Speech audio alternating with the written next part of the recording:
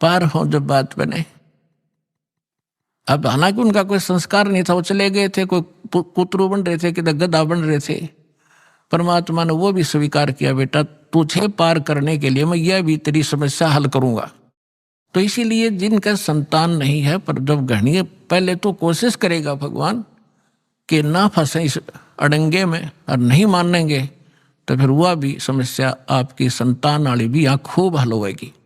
थोड़ा सा उदाहरण दे दूं। एक बहन, वैसे तो बहुत से ऐसे उदाहरण है यहाँ पे, जिनके 10-10, 15-15, 20-20 वर्ष तक विवाह हुए को हो गए थे, संतान नहीं थी। अब यहाँ सत्संग सुनकर जाते हैं तो उनका मन शांत हो जाता है कि ना हमने संतान चाहिए नहीं।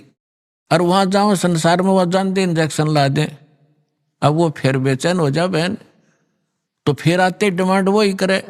बहुत बार समझाया उनको, लेकिन आखिर में परमात्मा ने उनको फिर वो अगे दिल टूटेगा कि तो और जा फंसेंगे किसी नालायक आदमी का, बालक तो होने नहीं उनसे, और वो भक्ति और बर्बाद हो जाएगी इनकी।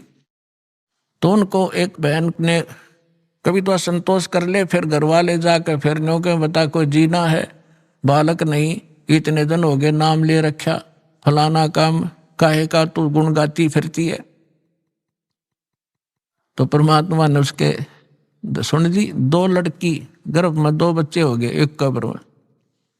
और वो ये कहा करती कि भगवान चाहे मेरे लड़की हो जाए, समाज का मुंह बंद हो जाए, मुझे लड़के की जरूरत नहीं, 2 दी कठिए। अब वह फुली नहीं समाओ, सारा अड़ोस पड़ोस भी ने बोले थारे गुरु जी तो वे पूरे हैं।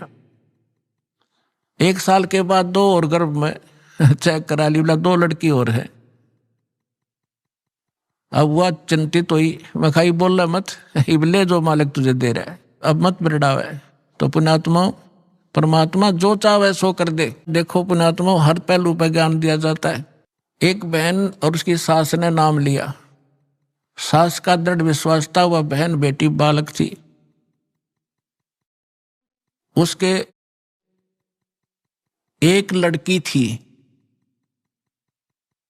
उसके बाद गर्भ नहीं रहा था, खराब हो जाता, और भी काफी तरह जगह पर वो घूमे फिरे। फिर उनको पता चला तो यहाँ दीक्षा ली।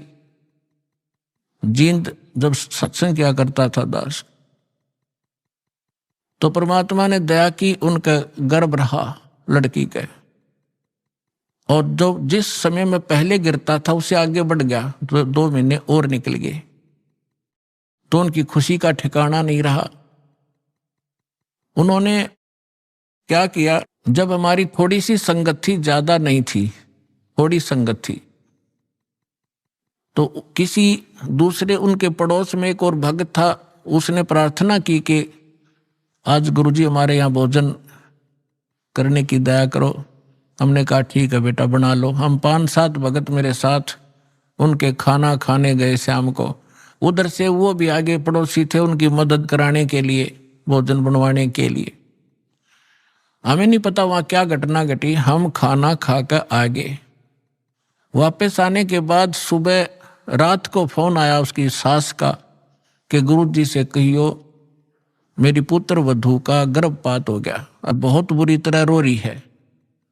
और वहीं हो गया जब आपकी सेवा कर रहे थे, उन्हीं के दूसरे के घर में सारे बाथरूम में ब्लड हो गया। वो तो रो रो कर सारी रात उसने तो आंखें सुजा ली। मैंने उसको फोन बताया, माँ बेटी यहाँ आ, तेरी सास ने उसको कहा यहाँ भेजो। उसकी सास आ गई, उसको समझाया बेटा भगवान जो करे वो गलत नहीं करता। वो बोले जी मन तो विश्वास है, पर वह बालक ना मानती। ठीक है माँ कोई बात नहीं, जो हो गया सो हो गया, क्या बात, परमात्मा जो करता सही करता है। अब अगला दिन फिर ऐसे उसका रोते रोते गुजर गया। उसकी सास ने फिर प्रार्थना कीजिए आज कल हमारे भोजन करने आओ। हम चले गए। वह लड़की बुरी तरह रोए। मैं बोला बेटा परमात्मा जो करता सही करता है, विश्वास कर, ये कोई बड़ी बात है और दे देगा साल भर में तने, शांति रख। पर वह नहीं मान रही थी, दुखी थी। कोई बात, हम आगे खाना खुना खा कर चल भाई ठीक है। जो हम ज्ञान दे सकते हैं परमात्मा का हम उतना ही दे सकते हैं, बाकी बालक का नहीं समझ में आती।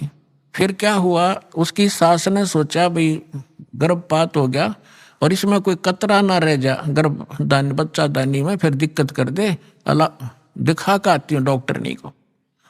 अगले दिन वो एक पड़ोस में अच्छी प्रसिद्ध डॉक्टरनी थी, उसके पास गए।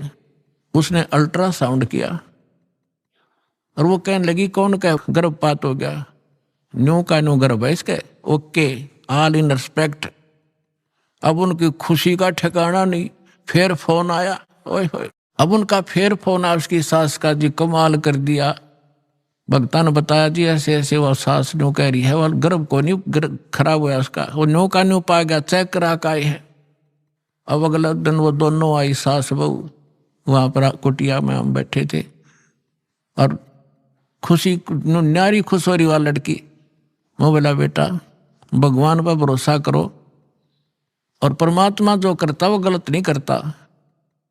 अब फिर देखो कमाल है, 3 महीने 4 महीने के बाद उसने चेक कराया, अगर लड़का से अगर लड़की, वह लड़की पाई। अब वह फिर रो, वह लड़की उसकी पुत्र वधू, मैं तो इसका गर्भपात कराऊंगी, हमसे बात करी। मैं बोला खबरदार जीवन से की है तो कोई बात हुई है, जब तक रोए थे मेरा गर्भ गिर गया। अब परमात्मा तो मालिक है और ये उस लड़की ही थी जो गर्भपात हुआ था, उसने गर्भपात कर दिया। दाता ने तेरी नालायकी देख कर किया था, क्या रोएगी लड़की ने देख कर, क्योंकि हमें ज्ञान तो है ही नहीं। और फिर लड़का देता, उसी आत्मा को लड़का बना कर देता, अब रोले अपने कर्म। अब हमारा स्वभाव कैसा हो गया, ऊंट जैसा, ऊंट पे समान धरे ना उसने लाद दे, और जब भी नौकरा रहा, जब भी रोया करे बहुत मुंडा कर दिया मेरे साथ में, और जब उसने उतारे,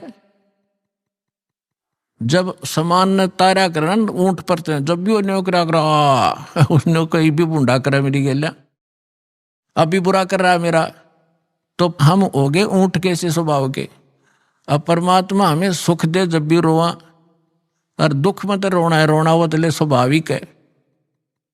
तो उसकी सास ने यह बात समझ में आ गई थी, गुरु जी के वचन का मैं तब उल्लंघन करूं नहीं। और इस लड़की ने पूरी कर, यानी उसका ससुर ठीक सी पोस्ट पर नौकरी करता था, तो उसकी सास ने कहा कि इस लड़की का सारा खर्चा मैं दूंगी, तो निश्चिंत रहे, और इसने ब्याह भी और सारा खर्चा हम देंगे, तो बकवास नहीं करेगी, इसका हम गर्भपात नहीं करेंगे। वह लड़की होगी दूसरी, और जब भगवान के हाथ में, वो तो उसके बच्चे हैं, उसकी मिट्टी उसी की बनाई हुई है। अब लड़का देते तो उसको उस संस्कार टाले था लड़की वाला, ले कह के मांग लिया रो रो के, और फिर रो रही है। फिर अगले बार उसको लड़का दिया। आज भी वो लड़की और उसकी सास सत्संग में आते हैं। अब कहने का भाव यह है पुण्यात्माओं के, भगवान जो करे तुम बीच में टांग ना डाया।